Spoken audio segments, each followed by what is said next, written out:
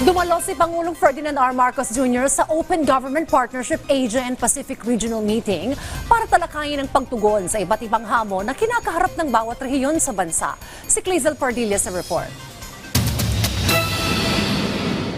Bukas at tapat na pamamahala. Yan ang direksyon ng administrasyon ni Pangulong Ferdinand R. Marcos Jr.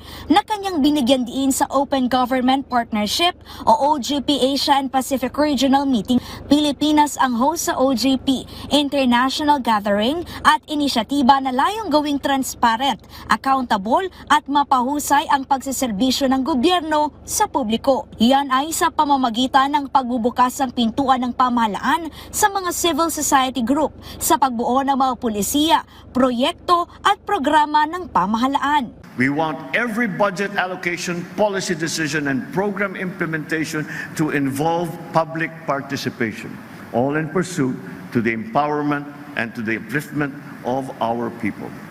Sa ilalim ng bagong Pilipinas, ibinida ng punong ehekutibo ang mga hakbang ng pamahalaan na sumasalamin sa open government, kabilang ang pag-digitalize sa mga ahensya ng gobyerno upang puksain ang red tape, maalis ang paulit-ulit na gastos, maitama at mapangasiwaan ng maayos ang pundo ng pamahalaan.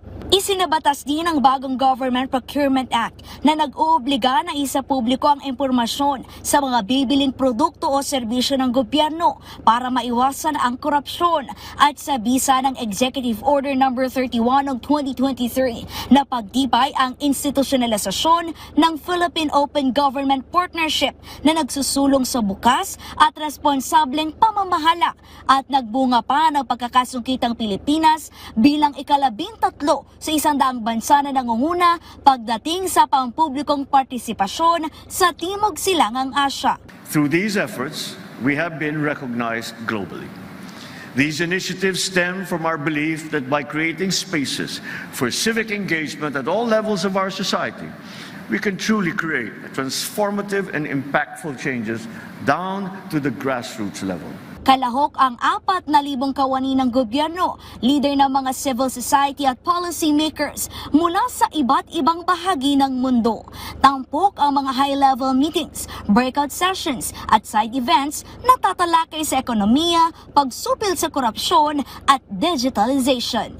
Clazel Pardilla para sa Pambansang TV sa Bagong Pilipinas.